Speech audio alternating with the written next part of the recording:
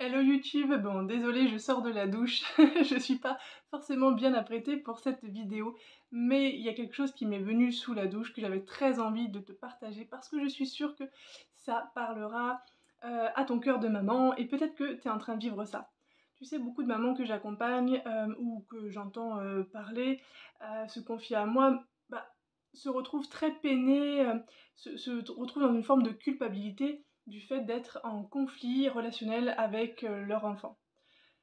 C'est sûr que c'est hyper douloureux pour nous et c'est vrai que le premier réflexe qu'on a c'est de culpabiliser, c'est de se remettre en question, c'est aussi peut-être de dramatiser, de mettre quelque chose de très lourd. Pourquoi? Parce qu'on s'en veut, on se dit qu'on n'est pas une bonne maman, enfin tu vois, il y a ce truc voilà, d'auto-sabotage aussi, et puis quand on est jeune maman, on n'a pas forcément une confiance très élevée, et voilà, tout dégringole, et puis du coup, bah, il y a une pression monstre sur nos épaules, sur l'épaule de nos enfants, en disant mais bon sang, quand est-ce que ça va s'arranger?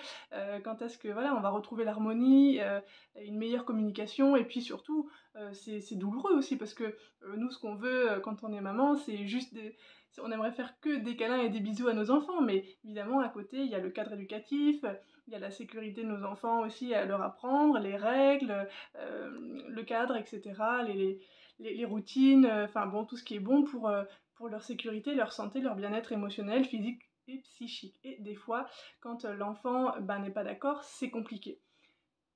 Mais j'ai envie de te dire dans cette vidéo, en tout cas c'est ma vision, si on regardait plutôt cela comme une demande d'amour, une demande de lumière de la part de nos enfants, une demande de conscience.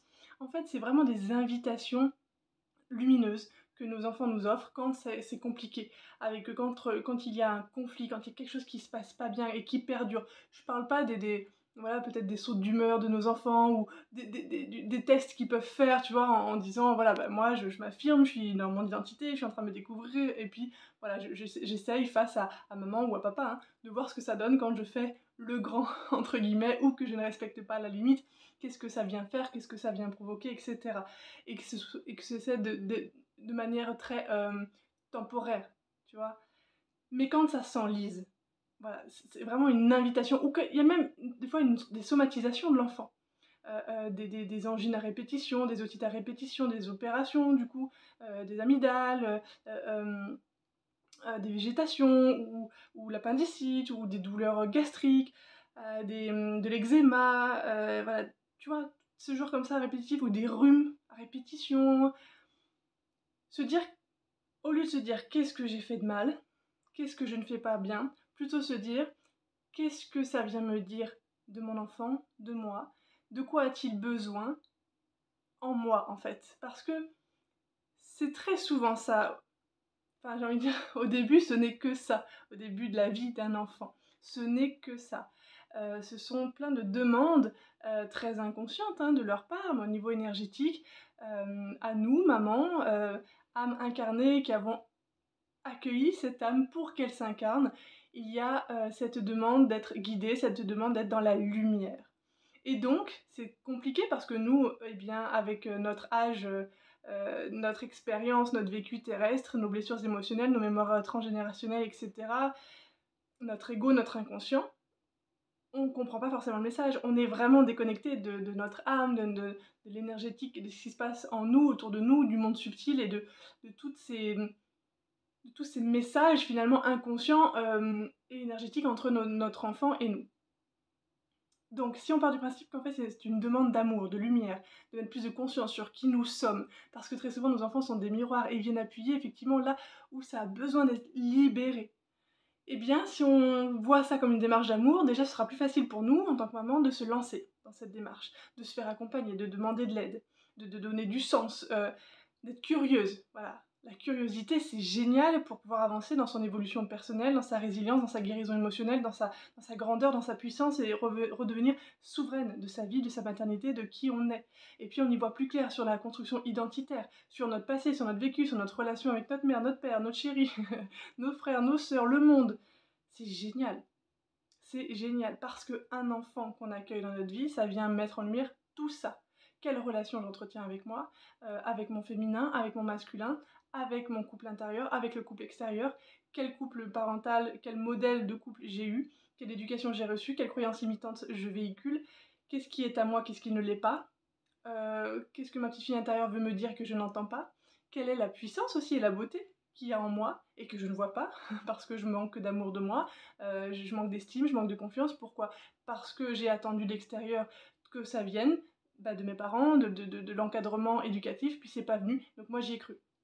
Mais aujourd'hui, comment je fais pour ne plus y croire et pour retrouver ma lumière, ma paix, ma joie, mon amour, ma grandeur intérieure? Voilà, ça ce sont tous des chemins de l'ego en fait, hein. Et c'est lié vraiment à notre expérience terrestre, à notre statut d'être humain. Ça j'en parle hein, dans mes vidéos précédentes sur YouTube, n'hésite pas à remonter, c'est hyper intéressant, le désamour de soi, la prison du désamour de soi, le rejet de soi, le fait qu'on se fuit, qu'on fuit notre lumière, etc. Parce qu'en fait, quand on devient maman, tout ça remonte et en fait, ça demande simplement à être vu pour être rétabli et réaligné. D'où mes accompagnements avec le design humain, avec l'enfant intérieur, avec le transgénérationnel, avec tous les sens et la symbolique qui sont présents, tous les codes que ton lien mère-enfant possède. C'est juste énorme, c'est incroyable. Mais ça, pour y accéder, pour avoir envie et d'être dans la joie d'y accéder, il faut sortir de la culpabilité, il faut sortir de cette auto-flagellation en disant, voilà, si se passe quelque chose de pas chouette dans mon lien mère-enfant, je suis coupable. Ou alors, ou c'est de la faute de mon enfant, parce que parfois, quand l'enfant intérieur est très blessé et prend complètement les rênes de ta vie d'adulte, tu peux vraiment en vouloir fortement à ton enfant d'être comme il est, parce que ça vient te faire réagir, surréagir et venir révéler entre guillemets le plus mauvais côté de toi, mais il n'y a pas de plus mauvais côté de toi. Il y a juste un côté blessé en toi qui n'a pas été vu, pas entendu, pas accueilli par les adultes qui t'ont élevé, qui t'ont entouré, qui t'ont encadré.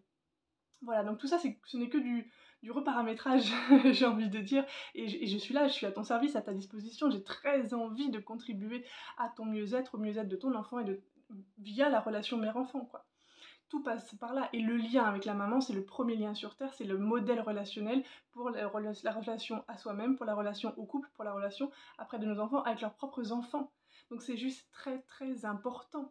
C'est de l'orfèvre, la relation mère-enfant. Donc, il faut s'y investir, il faut de l'engagement, il faut de la foi, du courage, de l'amour, de la joie. Et vraiment, il y a autre chose à appliquer et à vivre avec son enfant que des règles à imposer et à faire en sorte que notre enfant rentre dans le cadre que la société veut, que l'école veut, que nos peurs nous demandent de faire. Plus on va aller là-dedans, plus on va perdre notre enfant dans le sens où on va perdre sa confiance, on va perdre sa lumière en fait, hein, et ça va être toujours conflictuel, problématique, et c'est dur. Vraiment, c'est très très pesant. Alors que plus on va aller dans la curiosité, dans le fait de se dire, ok, moi déjà qui je suis, parce que finalement je suis comme je suis, mais est-ce que je suis vraiment moi-même en étant comme je suis? Et donc, mon enfant, qui il est vraiment, profondément qui il est. Voilà. Et comment je suis à l'écoute de ça, si je ne l'ai pas été avant, et bien là, mon enfant, en créant ces situations conflictuelles, il est simplement en train de me dire que ça va pas. Ça va pas. Ce que je lui propose, ça ne lui correspond pas. Donc il rejette. Pourquoi? Ben voilà, il faut aller chercher. Pas parce que je suis une mauvaise mère, une mauvaise personne et que je suis nulle à chier, pas du tout. Parce que je n'ai pas la connaissance nécessaire de qui il est. Je n'ai pas mis de conscience sur ses besoins fondamentaux, sur les miens, sur nos différences, sur notre complémentarité, etc. Et voilà pourquoi le design humain, c'est hyper déjà important. C'est la base en fait, c'est le mode d'emploi, le tien, celui de ton enfant, celui de votre relation. Déjà pars de là et tu verras déjà la transformation incroyable de votre relation. Et puis ensuite tu vas aller plus loin, j'ai des programmes à disposition avec grande joie. N'hésite pas à me contacter en MP, enfin en commentaire ou en MP sur Instagram, je te répondrai avec grand plaisir. J'espère que cette vidéo t'a parlé, n'hésite pas à t'abonner, on se retrouve très bientôt, belle soirée!